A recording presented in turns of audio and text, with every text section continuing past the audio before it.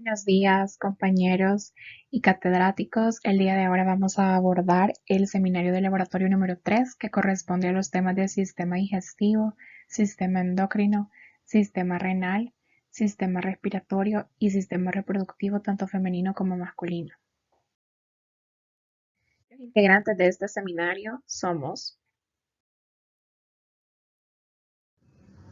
El aparato digestivo es el conjunto de órganos encargados del proceso de la digestión, es decir, la transformación de los alimentos para que puedan ser absorbidos y utilizados por las células del organismo.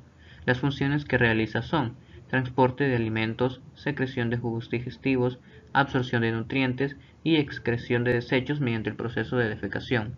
Recordemos que se encuentra organizado en el tubo digestivo y los órganos accesorios. El primer órgano que vamos a estudiar en el laboratorio es la lengua. En esta imagen observaremos que la lengua está formada por dos porciones, la raíz o base, que es su parte posterior y es la porción más interna bucofaringea, y el cuerpo, que se encuentra en la cavidad bucal. A lo largo de toda la lengua vamos a encontrar las papilas, que contienen en su mayoría los botones gustativos. Tenemos cuatro tipos de papilas: las papilas foliadas, que son pequeños surcos en los bordes a ambos lados de la lengua; las papilas circunvaladas o caliciformes, que son las más grandes de todas y se encuentran en la base de la lengua en forma de V, y son 12; las papilas fungiformes, que son papilas en forma de hongo; y las papilas filiformes, que son las papilas más delgadas y en forma ausada. Estas dos últimas las vamos a encontrar dispersas en todo el cuerpo de la lengua. También podemos observar el tabique medio, que es la estructura que divide la lengua simétricamente en dos partes iguales. En esta imagen también podemos observar la amígdala lingual, la amígdala palatina y la epiglotis. El estómago es la porción más dilatada del tubo digestivo. Se divide en cuatro porciones. La primera porción es el cardias, que es la estructura que une el esófago con el estómago. Si trazamos una línea a partir de donde tenemos el cardias hacia la parte superior, encontraremos la segunda porción, que es el fundus. El tercer componente es el cuerpo, que es el componente más grande de todo el estómago y en donde se encuentran unos pliegues cuya función es aumentar la superficie de contacto entre el bolo alimenticio, el estómago y todas las sustancias que en él se mezclan. La última porción es el píloro, que se divide en antro pilórico y canal pilórico. El canal pilórico es la última porción del estómago y es la que une al estómago con el duodeno. Posteriormente al canal pilórico vamos a encontrar el esfínter pilórico, que su función es regular la progresión de las sustancias desde el estómago hacia el duodeno. También vamos a identificar las dos curvaturas del estómago. La primera es la curvatura menor y la segunda es la curvatura mayor. Además, observaremos que la capa muscular del estómago está formada por tres capas de músculo. La más interna es la capa oblicua, luego le sigue la capa circular y la más externa es la capa longitudinal. El hígado es la glándula más grande del cuerpo. Su unidad estructural y funcional actual es el ácido hepático y su componente principal son los hepatocitos, que forman a las láminas hepáticas. En él vamos a estudiar a los ligamentos, que tienen la función de mantener al hígado anclado a las demás estructuras que se encuentran en la cavidad abdominal. Primero, en la vista anterior observaremos al ligamento redondo, el cual es un cordón fibroso que se extiende desde el hígado al ombligo y lo ancla a este.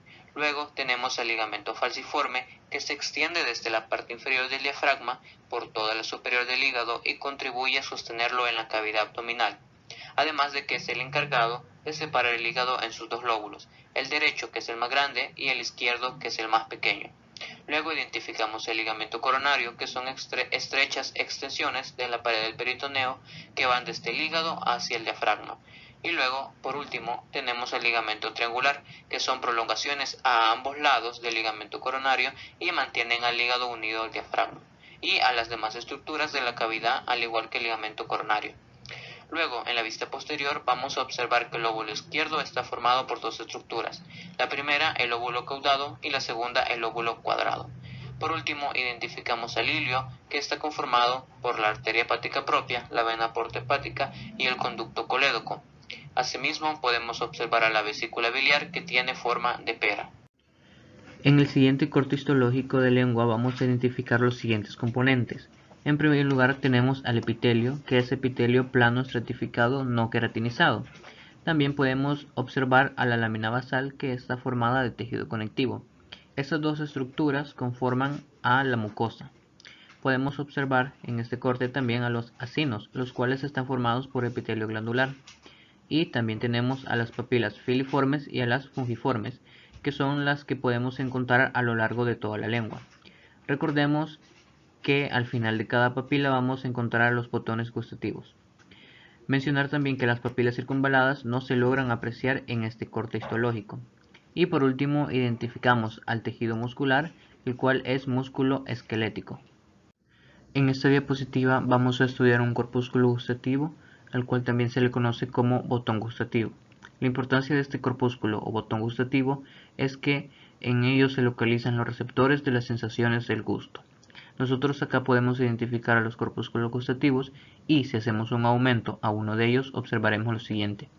Esta estructura corresponde a un corpúsculo gustativo en el cual vamos a identificar varios tipos de células. Las primeras son las células gustativas, que son las que realizan la función de la sensación del gusto. Posteriormente tenemos a las células de soporte, que son las que rodean a las células gustativas, y por último tenemos a las células basales, que son las que posteriormente se diferencian en células gustativas. Cada célula gustativa tiene microvellosidades que se extienden hasta la parte superior de la lengua, donde se les conoce como poros gustativos. Y tenemos a la fibra nerviosa, la cual es la encargada de llevar la información para que se dé la sensación del gusto. Algo muy importante de mencionar es que en la vida adulta no todas las papilas contienen corpúsculos gustativos, únicamente las papilas circunvaladas y las fungiformes. Continuando con el sistema digestivo, veremos las capas presentes en el esófago. La primera capa que encontramos es la capa mucosa, que consiste de 3 componentes. El primero es el epitelio plano estratificado no queratinizado, que es este que tenemos acá. El segundo componente es la lámina propia, que está formado por tejido conectivo areolar. Y el tercer componente es la muscular de la mucosa, que está formada por fibras musculares lisas longitudinales. La segunda capa es la capa submucosa. Esta es una capa ancha de tejido conectivo laxo. También presenta glándulas mucosas, que son estas que vemos acá, y presenta vaso sanguíneo. Aquí tenemos algunos. La tercera capa es la capa muscular. Esta está conformada por una capa de músculo circular interna y una capa de músculo longitudinal externa, que sería toda esta que vemos aquí. Y por último encontramos la capa adventicia, y esta está formada por tejido conectivo. Ahora pasamos a los componentes que están presentes en el estómago. Acá siempre vamos a encontrar la capa mucosa, solamente que esta está formada ahora de epitelio cilíndrico simple, que es este que vemos aquí, la lámina propia y la muscular de la mucosa. Y como hablamos de estómago, vamos a encontrar las glándulas gástricas, que son estas que vemos así. Los espacios que hay entre glándula y glándula se denominan criptas gástricas. La segunda capa es la capa submucosa, que es toda esta que vemos acá. La tercera capa es la capa muscular. Esta está formada por una capa oblicua interna, la capa circular media y la capa longitudinal externa.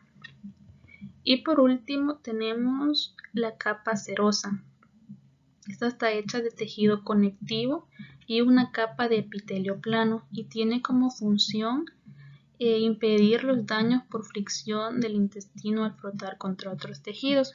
Esta capa serosa recubre a todas las capas. En el intestino delgado vamos a identificar las 3 porciones que lo conforman, que es duodeno, yeyuno e ilion. Duodeno está formado por glándulas duodenales o de Brunner, situadas en la capa mucosa profunda y submucosa, y tiene como función secretar fluidos alcalinos y hormonales, esto como objetivo de protegerlos de la secreción ácida gástrica del quimo. En yeyuno vamos a identificar las 4 capas que mencionábamos anteriormente. La primera capa era la capa mucosa, que esta se caracteriza por sus vellosidades que están afinadas, largas y más o menos a una misma altura. La segunda capa, recordemos que dijimos que es una capa submucosa. La tercera es la capa muscular y por último la capa serosa. Y la última porción es ilion. Y recordemos que en todo el intestino vamos a encontrar placas de Peyer, pero ilion presenta un mayor acúmulo de estas que actúan como defensa del organismo y están situadas en la lámina propia. Entonces, anatómicamente hablando, ¿cómo vamos a identificar estas tres porciones? Pues duodeno difiere de yeyuno e ilion en que sus vellosidades son más anchas, altas y numerosas por unidad de área. También que presenta glándulas de Brunner en su submucosa. Y pues ilion, también dijimos que este presenta un mayor acúmulo de placas de Peyer. Lo siguiente que veremos es la histología del hígado. En este caso vamos a enfocarnos en el lobulillo hepático, que está formado por los 6 lados. En cada centro del lobulillo vamos a encontrar la vena central y entre los lobulillos se encuentran las triadas portales, que a mayor aumento sería esto lo que estaríamos viendo. Cada una de ellas consta de ramas de un conducto biliar que son una red de tubos que conectan el hígado, la vesícula biliar, el intestino delgado y tienen como función transportar la bilis. También encontramos una vena porta, que son vasos sanguíneos que transportan la sangre desde los intestinos, el vaso, páncreas y la vesícula biliar hasta el hígado. Y por último tenemos una arteria porta. La unidad fundamental y estructural del hígado es el acino hepático, que es una masa casi ovalada que está tomada de 2 porciones de lobulillos vecinos. El eje corto del acino está definido por ramas de la triada portal, que son las que mencionábamos anteriormente, que transcurren a lo largo de los lóbulos hepáticos. ¿Y cómo vamos a identificar los lóbulos hepáticos? Pues dijimos que forma una estructura hexagonal y también que está formado por hepatocitos y lo vamos a observar formando laminillas hepáticas. Lo último que veremos sobre el sistema digestivo son los componentes que forman el páncreas. Está situado por pequeñas agrupaciones de células epiteliales glandulares, teniendo un 99% de glándulas exócrinas o acinos y el 1% de porciones endocrinas o islotes de Langerhans. Las células exócrinas secretan una mezcla líquida y enzimas digestivas llamado jugo pancreático. Y como se observa en la imagen, tenemos acino exócrino formando el 99%, que es la parte más coloreada a lo largo de todo el páncreas, y el 1%, que es la porción endocrina o islotes de Langerhans, que son estos que tenemos acá. Y la función de estos dijimos que era elaborar jugo pancreático y también es una sustancia tampón del duodeno. Ahora hablaremos del sistema renal. Un corte frontal del riñón muestra 2 regiones distintas, un área superficial de color rojo claro, denominada corteza, y una región de color rojo más oscuro, denominada médula. La médula está compuesta por entre 8 y 18 pirámides renales, y a las porciones de corteza que se extienden entre cada una de estas pirámides se denominan columnas renales. Las bases de las pirámides renales miran hacia la corteza, mientras que el vértice, o también llamada papila renal, apunta hacia el seno renal, que es la cavidad interior del riñón. La proyección apical de la pirámide renal está rodeada por el cáliz menor y en el seno renal varios de estos cálices menores se unen para formar el cáliz mayor. Cada riñón tiene alrededor de 8 y 18 cálices menores y 2 o 3 cálices mayores. Un cáliz menor recibe la orina de los conductos papilares de la papila renal y la envía a un cáliz mayor. El hilio renal se sitúa en el borde interno de los riñones y es una hendidura vertical por la que emerge el uréter y entran y salen los vasos sanguíneos, linfáticos y nervios renales. A partir de los cálices mayores, la orina drena en una cavidad más grande denominada pelvis renal a través del uréter hacia la vejiga urinaria. Las nefronas son las unidades funcionales de los riñones. Cada nefrona consta de dos partes: un corpúsculo renal donde se filtra el plasma sanguíneo y un túbulo renal por el que pasa el líquido filtrado. Los componentes del corpúsculo renal son la cápsula glomerular de Bowman, que es una bolsa epitelial en forma de copa de pared doble que rodea los capilares glomerulares, y el glomérulo. En el orden en que el líquido recorre estos sectores tenemos en primer lugar el túbulo contorneado proximal, luego el asa de Henle en su rama descendente que penetra a la médula, gira en U en su rama ascendente para incorporarse nuevamente a la corteza, pasa por el túbulo contorneado distal para llegar a el túbulo colector. En la sección sagital, el riñón se subdivide en la corteza exterior de coloración más oscura y la médula con tinción más clara. En la corteza vamos a encontrar tejido conectivo denso e irregular.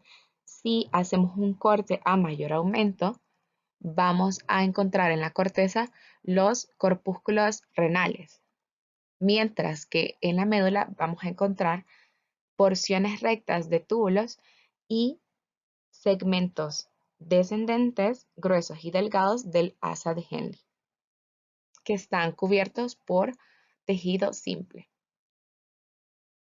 Un corte histológico a mayor aumento observaremos con más claridad los dos componentes del corpúsculo renal, que son el glomérulo o red capilar y la cápsula glomerular. Esta está compuesta por una capa más interna, conocida como capa visceral, y una capa que constituye la pared externa, denominada capa parietal, que está compuesta por epitelio simple. El líquido filtrado a través de la red capilar pasa por el espacio capsular entre ambas capas y se considera la luz de la vía urinaria. Dos tipos de túbulos rodean los corpúsculos renales. Estos son los túbulos contorneados proximales y los túbulos contorneados distales. Los túbulos contorneados proximales son más largos que los túbulos contorneados distales y por lo tanto los encontramos en mayor número en la corteza.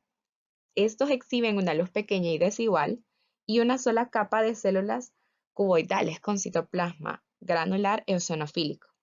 Además, una característica importante de ellos es que presenta un borde en cepillo o microvellosidades que permiten la absorción y secreción. Los túbulos contorneados distales son más cortos y menos numerosos en la corteza. También exhiben luces más grandes con células cuboidales más pequeñas que en los túbulos contorneados proximales y su citoplasma se tiñe menos. Además, el borde en cepillo no está presente en sus células. A continuación abordaremos el sistema endocrino. El sistema endocrino, junto con los sistemas nervioso e inmunitario, Facilita la comunicación, la integración y la regulación de muchas de las funciones corporales.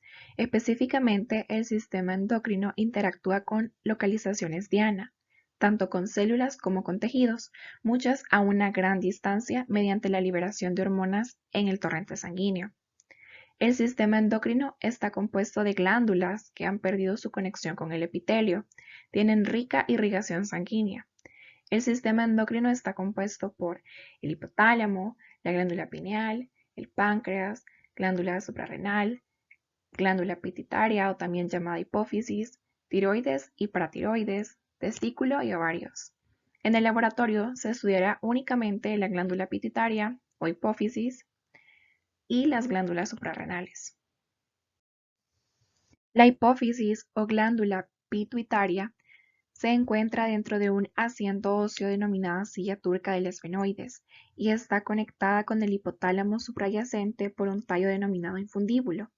La función principal de la hipófisis es la producción de hormonas que regulan muchas de las funciones y procesos vitales, tales como el metabolismo, crecimiento, maduración sexual, reproducción, presión sanguínea, entre otras. La hipófisis tiene dos lóbulos. El primero es el lóbulo anterior, o también llamado adenopófisis, donde encontramos una pars distalis, que es esta, y una pars tuberalis, que corresponde a estas secciones rosadas de acá. El segundo lóbulo es el posterior, también llamado neurohipófisis, que contiene una pars nervosa, que es esta parte, y el infundíbulo, que es esta parte.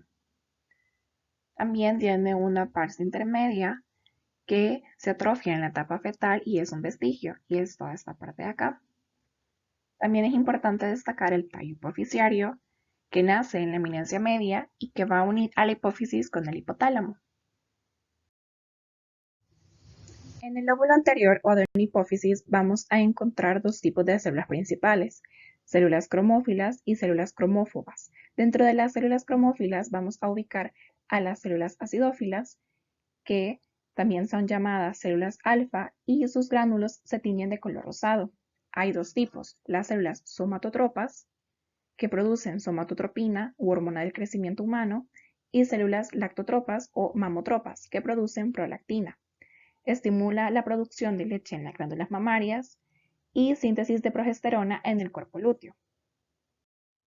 El otro tipo de célula cromófila son las células basófilas, también llamadas células beta. En ellas sus gránulos se van a teñir de color morado y encontramos tres tipos. Las células corticotropas, que producen corticotropina, que estimula las glándulas suprarrenales. También las células gonadotropas, que producen hormona folículo estimulante y la hormona luteinizante, que actúan en los órganos reproductores. Encontramos también las células tirotropas, que producen tirotropina, que estimula la tiroides. Como les mencionaba, hay diferentes tipos de células acidófilas y células basófilas. Sin embargo, no se pueden diferenciar entre ellas a través del uso del microscopio. En el lóbulo anterior también vamos a encontrar a las células cromófobas, que como podemos observar su citoplasma no tiene color, sin embargo su núcleo sí lo posee. En la parte intermedia vamos a encontrar unos quistes llenos de coloides y en la parte del lóbulo posterior vamos a encontrar pituicitos. Aquí otro ejemplo de cómo se pueden observar en otra imagen, donde ubicamos a las células acidófilas, un acúmulo de células basófilas y también ubicamos una célula cromófoba.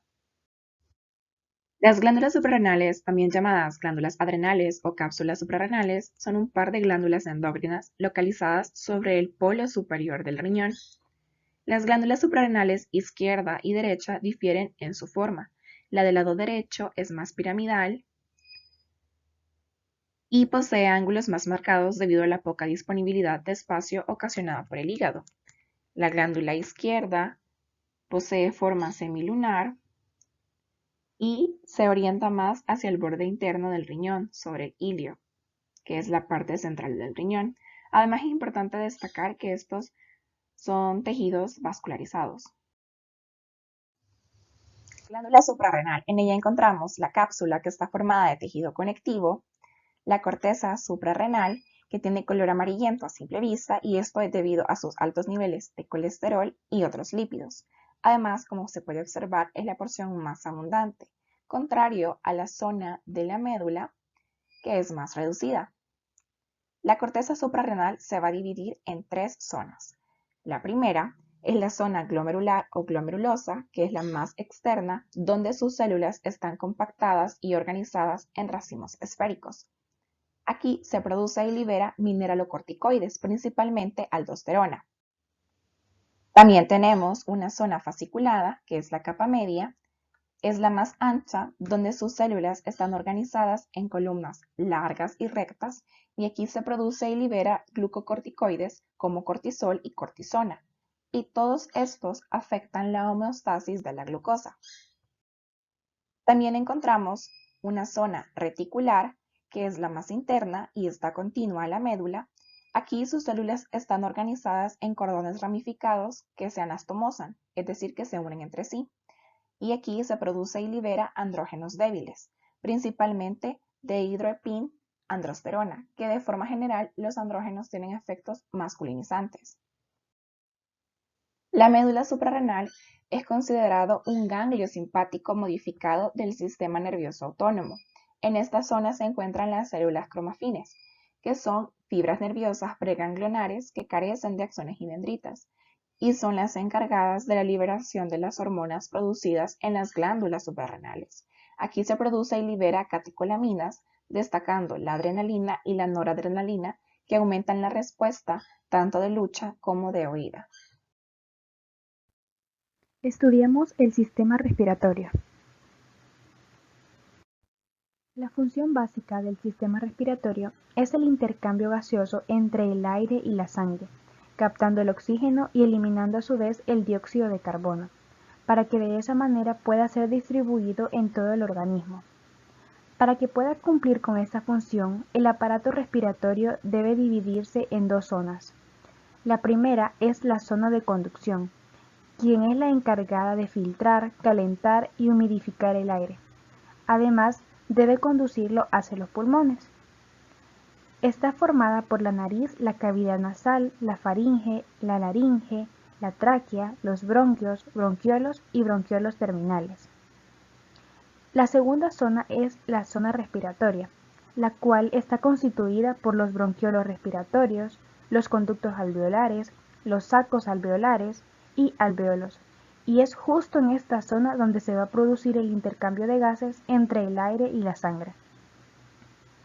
Continuemos ahora con el estudio de los órganos. El primero a estudiar es la faringe. Es un conducto muscular que forma parte de dos sistemas, del sistema respiratorio y del sistema digestivo, funcionando como una vía para el pasaje del aire y de los alimentos respectivamente. Mide alrededor de 13 centímetros y está recubierta por una mucosa. Anatómicamente se divide en tres regiones. La primera a estudiar es la nasofaringe, la cual se ubica detrás de la cavidad nasal y se extiende hasta el paladar blando. Esta región está tapizada por un epitelio pseudoestratificado cilíndrico ciliado con células caliciformes. Se pone en contacto con las trompas auditivas o las trompas de Eustaquio y con la orofaringe. La orofaringe es la región de la faringe que ejerce tanto funciones como respiratorias y digestivas. Representa un pasaje compartido por el aire, los alimentos y los líquidos. Al estar expuesta a abrasiones por las partículas alimenticias, esta región está tapizada por un epitelio plano estratificado no queratinizado. En su extremo inferior se comunica con el esófago y por su región anterior con la laringe. La última región a estudiar es la laringofaringe, que al igual que la orofaringe, representa un pasaje compartido tanto por la vía respiratoria como por el tubo digestivo, y está recubierta también por un epitelio plano estratificado no queratinizado. La laringe es la porción del conducto aéreo que pone en comunicación indirecta la faringe con la tráquea. Además de su función respiratoria, interviene en la fonación.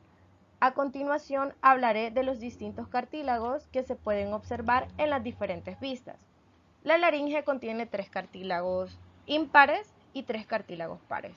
los cuales iré señalando a continuación en la respectiva imagen. En primer lugar, tenemos la epiglotis, el cual es un cartílago impar. Este es un cartílago elástico grande con forma de hoja, el cual podemos observar en la imagen. Por acá, en la vista posterior, se puede observar de mejor manera, cuya parte superior está libre y puede moverse de arriba hacia abajo, como una puerta trampa. Se encuentra en el tallo epiglótico y la hoja. Posteriormente tenemos el cartílago tiroides, el cual también es un cartílago impar. Este es un cartílago laringeo de mayor tamaño, como podemos observar también en ambas vistas. La superficie inferior de este cartílago se articula con el cartílago cricoides y está compuesto por cartílago hialino.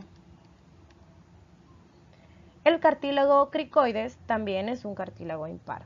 Este es un anillo de cartílago hialino que forma la pared inferior de la laringe, como podemos observar en ambas vistas. En la vista anterior se puede observar de mejor manera esta forma de anillo. Esta se encuentra unido al primer anillo cartilaginoso de la tráquea por el ligamento cricoideo. Ahora bien, ahora vamos con los cartílagos pares, iniciando con el cartílago corniculado.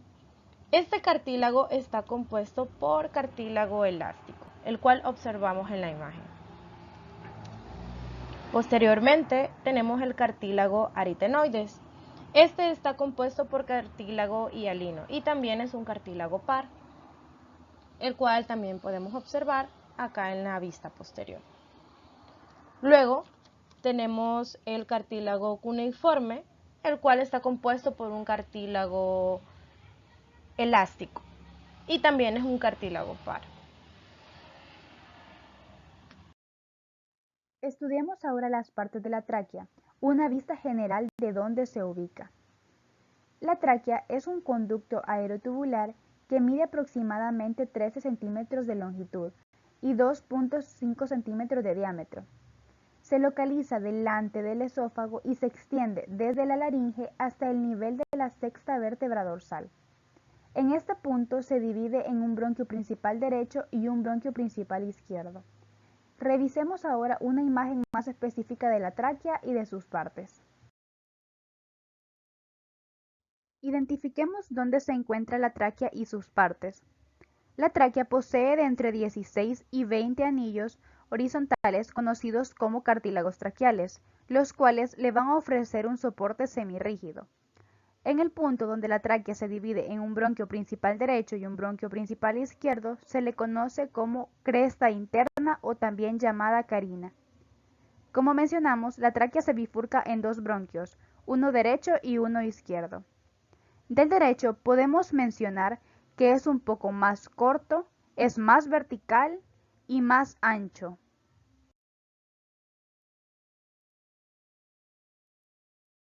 Estudiemos la anatomía superficial de los pulmones desde una vista frontal.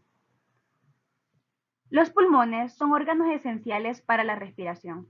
Son pares, tienen una forma cónica y están situados en la cavidad torácica, separados entre sí por el corazón. Ellos constan de varios lóbulos y fisuras profundas, sin embargo van a diferir en su cantidad. Veamos sus partes y sus diferencias.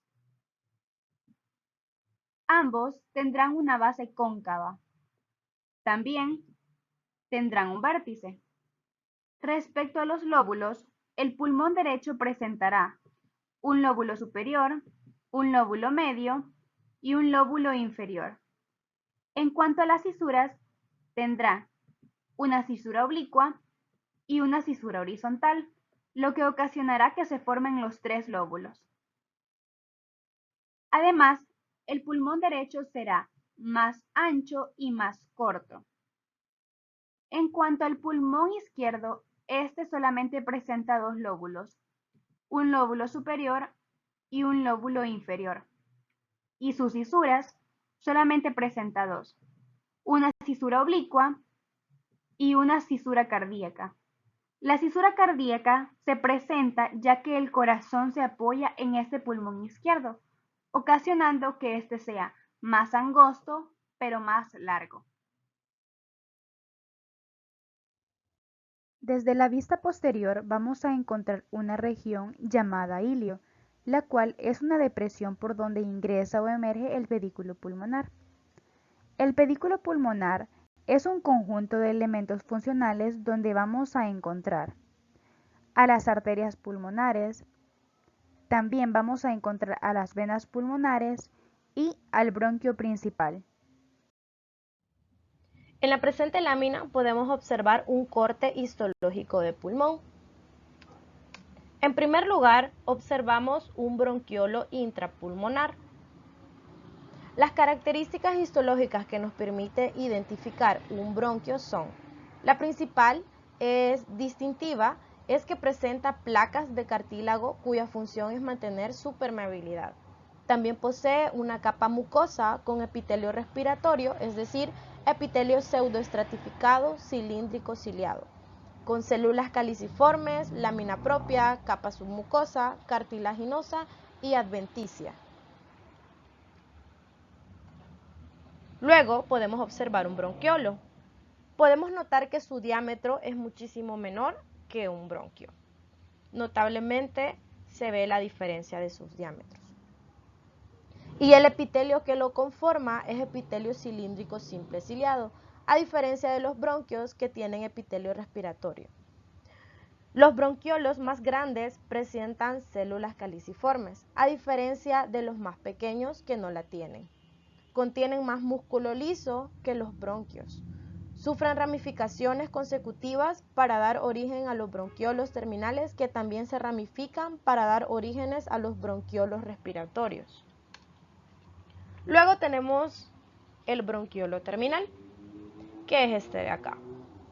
Este presenta epitelio cilíndrico simple no ciliado.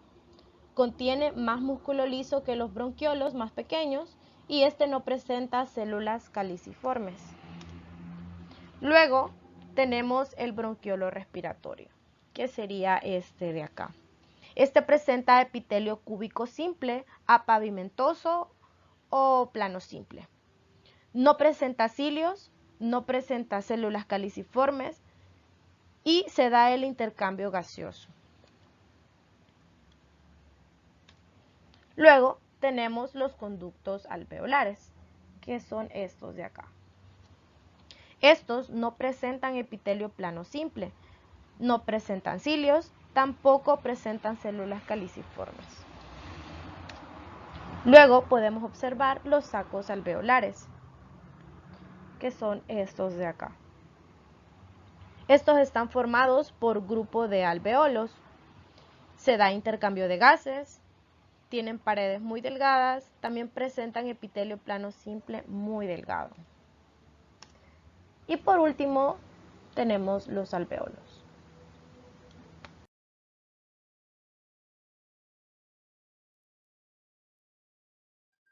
A continuación, observamos un corte sagital de la región pélvica, también llamada hemipelvis, en donde encontramos las principales estructuras del aparato reproductor femenino. Podemos observar tanto estructuras internas como estructuras externas. Empezando a hablar de las estructuras internas, tenemos a los ovarios. Posteriormente, continuamos con las trompas de Fallopios, que conectan a los ovarios hacia el útero. El útero es una estructura que consiste en dos porciones, las cuales son el cuerpo uterino y el cuello uterino. Debajo del cuello uterino tenemos un conducto llamado vagina. En las estructuras externas empezamos con el labio mayor, el cual es un pliegue de piel cubierto de vello. Después el labio menor, el cual es un pliegue de aspecto mucoso que no posee vello. Y aquí tenemos al monte de Venus, que es un colchón de grasa que está cubierto por piel. Esta piel está cubierta de vello también. Continuamos con el introito vaginal, el cual es el orificio de salida del canal vaginal, el cual lo comunica con el exterior. Posteriormente tenemos al meato urinario, que es el extremo terminal de la uretra, por donde sale la orina. También tenemos al clítoris, el cual tiene dos porciones, una porción interna y una porción externa. A la porción externa se le conoce como glande del clítoris y a la porción interna como cuerpo del clítoris. Otras estructuras que es importante reconocer para evitar ambigüedades son las siguientes.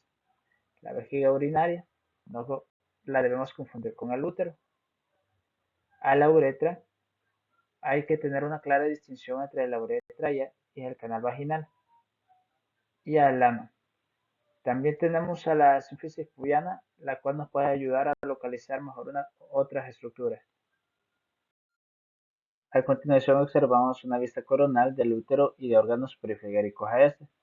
El útero es un órgano que se encuentra entre la vejiga urinaria y el recto. Este consta de 3 porciones, empezando por el fondo uterino, que se encuentra en la parte superior y tiene una forma de cúpula.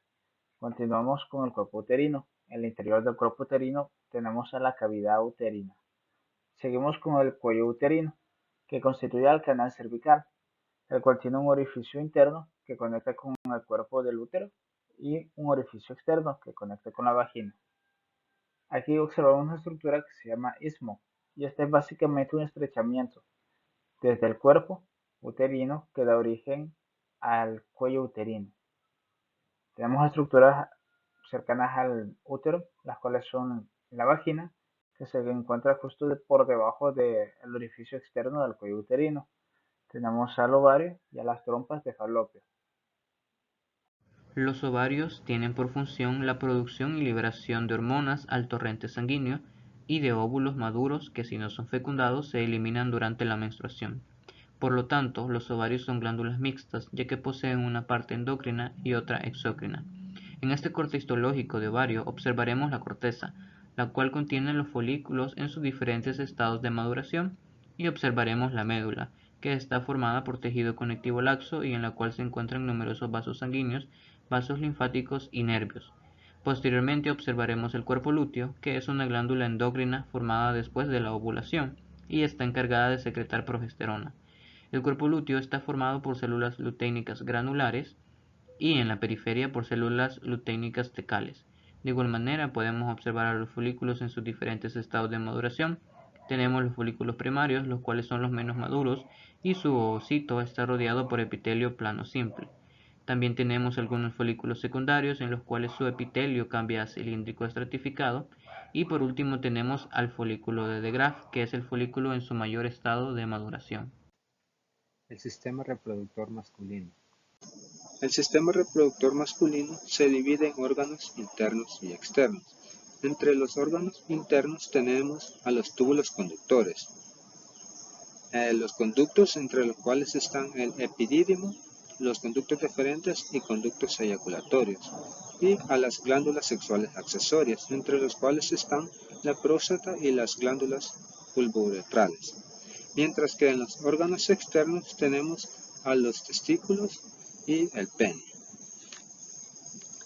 Estos órganos, tanto internos como externos, trabajan en conjunto para producir gametos masculinos, que son los espermatozoides. En la siguiente diapositiva vamos a identificar los órganos que componen el sistema reproductor masculino a nivel macroscópico. El pene, órgano fijo en la parte anterior y está formada por 3 masas, que son 2 cuerpos cavernosos y uno esponjoso. Contiene la uretra y es la vía de paso para la eyaculación del semen y excreción de la orina. Tiene forma cilíndrica y se divide en cuerpo, glande y raíz. Testículos, glándulas pares ovales, ubicadas en el escroto, divididos en unos 200 a 300 compartimentos denominados lobulillos testiculares, los cuales están constituidos de 1 a 4 tubos seminíferos. El epidídimo es un órgano en forma de coma, de unos 4 centímetros de largo, ubicado sobre la base posterior de cada uno de los testículos. Forma una serie de conductos que transportan los espermatozoides hacia la uretra. Está recubierto por epitelio cilíndrico pseudoestratificado y rodeado de músculo liso. Entre sus funciones se encuentran almacenar los espermatozoides y ser el sitio donde estos terminan de madurar. Conducto deferente. Mide alrededor de unos 45 centímetros de largo. Asciende por el borde posterior del epidídimo y pasa a través del conducto inguinal e ingresa a la cavidad pelviana. Vesícula seminal. par de estructuras complejas en forma de bolsa, ubicadas en el sentido posterior a la vejiga urinaria y anterior al recto. Conducto eyaculador. Mide unos 2 centímetros de largo y está formada por la unión del conducto de la vesícula seminal y la ampolla del conducto deferente. Es la encargada de producir la nutrición para los espermatozoos. Próstata. Glándula única en forma de rosquilla, del tamaño similar a una pelota de golf. Mide unos 4 centímetros de lado a lado, alrededor de 3 centímetros de arriba hacia abajo y unos 2 centímetros de adelante hacia atrás. Glándulas pulvouretrales. Son dos masas redondeadas o a veces lobuladas, del tamaño de un guisante. Sus conductos atraviesan la uretra membranosa y su secreción es de importancia para la generación del plasma seminal después de la eyaculación. Por último, tenemos a la uretra prostática y a la uretra membranosa. En el laboratorio estudiaremos algunas láminas de testículo. Los testículos son glándulas dobles, ya que poseen funciones tanto endocrinas como exócrinas. Recordando que las glándulas exócrinas liberan secreciones por medio de tubos hacia el exterior. Y aquí mencionamos a los túbulos seminíferos, que son cada uno de estos tubos cuyo producto son células sexuales o espermatozoos. Por otro lado, las glándulas endocrinas carecen de tubos y secretan su producto directamente a la sangre. Y aquí tendremos a las células intersticiales o células de Leydig, que serán cada una de las células que están alrededor de los túbulos seminíferos. Las células de Leydig se encargan de la producción de testosterona. Los túbulos seminíferos constituyen la porción exócrina del testículo y aquí encontramos ciertas células encargadas de la espermatogénesis, es decir, la producción de espermatozoides. Si hacemos un acercamiento a un túbulo seminífero, podremos observar dos tipos de células, las células de Sertoli y las células espermatogénicas. Las células de Sertoli son células piramidales, cuyo citoplasma se extiende desde la membrana basal hacia la luz del túbulo seminífero. La función de estas es nutrir a las células espermatogénicas y por ello se les llama células nodrizas. También cumplen otra función importante, la cual es la barrera hematotesticular. Y las células espermatogénicas serán todas las células restantes que se encuentran dentro del túbulo. Estas se encuentran formando diferentes etapas. Las más primitivas son las espermatogonias, las cuales se encuentran en la base del túbulo. Estas, por división mitótica, dan dos células diploides que serán los espermatocitos primarios. Podemos observar que estos son relativamente grandes. Los espermatocitos primarios, por medio de una meiosis, dan lugar a espermatocitos secundarios, que son más pequeños que los primarios y de cromatina más densa. Los espermatocitos secundarios dan una segunda meiosis, que resulta en dos espermátides, mucho más pequeñas que las anteriores. Tienen núcleo pequeño y gránulos de cromatina finos y grandes. Se pueden identificar fácilmente porque están formando grupos cerca de la luz del túbulo. Estas espermátides, por medio de una espermiogénesis, se convertirán en espermatozoos o espermatozoides, los cuales ya poseen cabeza y flagelo, y estos serán los que van a ser expulsados por medio de los túbulos hacia el exterior. Esto ha sido todo por nuestra parte. Gracias por su atención.